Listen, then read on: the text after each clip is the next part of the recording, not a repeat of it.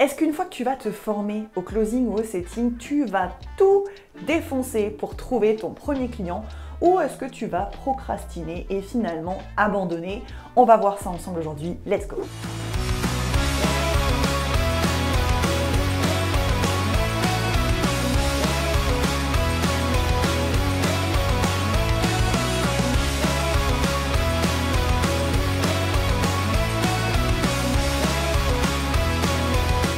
Hello à toi, j'espère que tu as la forme, j'espère que tu es comme moi avec ton café du matin. Je te retrouve tôt le matin parce que c'est là où moi personnellement j'ai le plus d'énergie.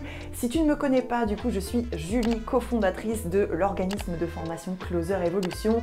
On te forme aux compétences du closing, du setting et de l'entrepreneuriat. Mais avant ça, j'avais une première partie de carrière somme toute classique. J'ai fait des études, j'ai été salariée pendant un long moment quand même, puisque j'ai commencé relativement tôt.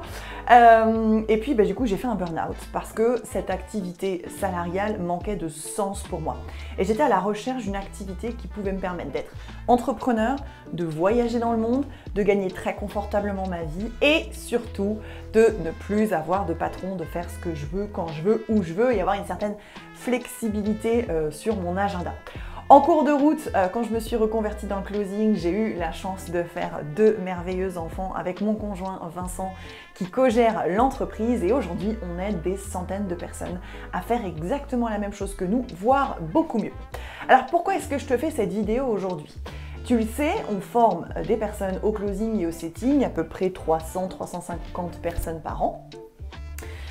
Et on les forme aussi à l'entrepreneuriat, c'est-à-dire qu'on les forme aussi à être des entrepreneurs et à faire les choses différemment, à penser différemment. Parce qu'on ne s'invente pas une carrière dans le salariat, puis d'un coup, comme par magie, je deviens entrepreneur. Non, ça s'apprend tant niveau compétences que niveau mindset.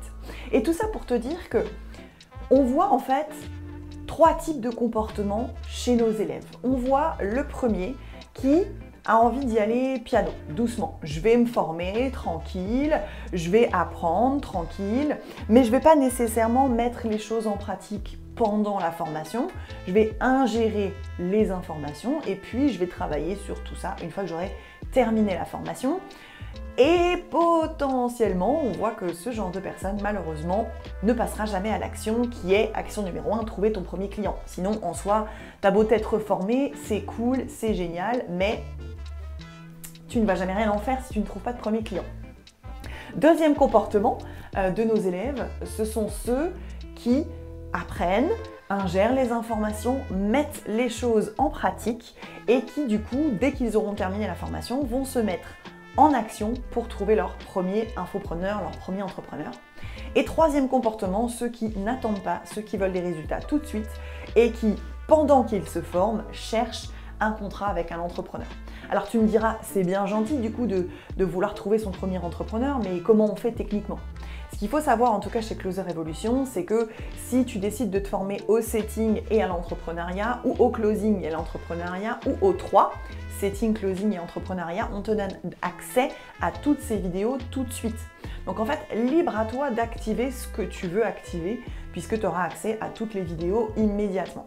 Et là où en fait j'avais envie d'être un peu plus punchy sur cette vidéo, c'est que te dire, tu vois, je suis pas en train de te dire c'est mal si tu ne cherches pas un premier contrat directement pendant ta formation, parce que peut-être que tu as un planning déjà assez limité, parce que peut-être que tu es salarié, peut-être que tu as certaines difficultés qui font que tu n'as pas un laps de temps énorme pour te former et en même temps trouver ton premier client, donc aucun mal par rapport à ça. Par contre, moi là où j'ai du mal, c'est avec les personnes qui n'engagent jamais vraiment les premières étapes pour se reconvertir et donc pour trouver le premier client. Parce qu'on leur fournit les étapes vraiment step by step, ce que tu dois faire, ce que tu dois dire, où tu dois chercher, etc. etc. Et là-dedans, il y a pas mal de personnes qui en fait, tu vois, vont se dire « Ok, ça j'aime bien, mais ça j'ai pas envie, donc je le fais pas. Ça j'aime bien, non, ça me tente pas, donc je le fais pas. » Tu vois, c'est un peu comme si je te disais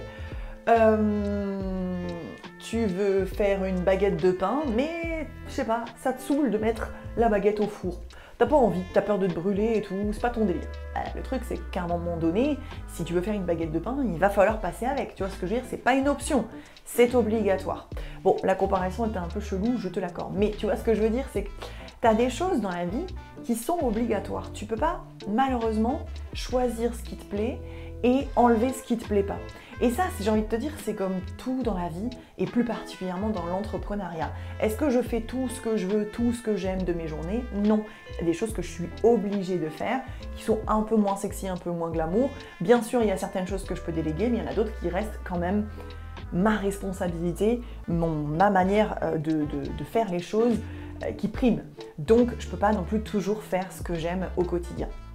Donc là où j'avais vraiment envie de te sensibiliser, c'est que vraiment mon conseil, c'est si jamais tu ne penses pas pouvoir trouver ton premier client pendant la formation, c'est ok, mais au moins applique au jour le jour ce qu'on te demande de faire, fais les exercices qui te sont demandés par tes coachs et dès que tu as terminé tes formations, tu mets en place un plan d'action massive pour pouvoir trouver ton premier client. Et vraiment, les gens qui le font et qui appliquent toute notre méthode sans choisir ce qu'ils aiment et pas ce qu'ils n'aiment pas, hein, bien sûr, hein, donc vraiment en faisant tout ce qu'on leur conseille à la lettre, généralement, dans le premier mois de leur recherche, ils trouvent leur premier client. Il n'y a pas de formule magique, il suffit d'appliquer ce qu'on t'apprend. Donc moi j'espère en tout cas que si tu as décidé de te former au setting, au closing, tu vas avoir une fichurage de trouver ton premier client pour te générer tes premiers euros et faire de ça quelque chose de concret. Je te souhaite une belle journée, moi je vais finir mon café et je te dis à bientôt, ciao ciao.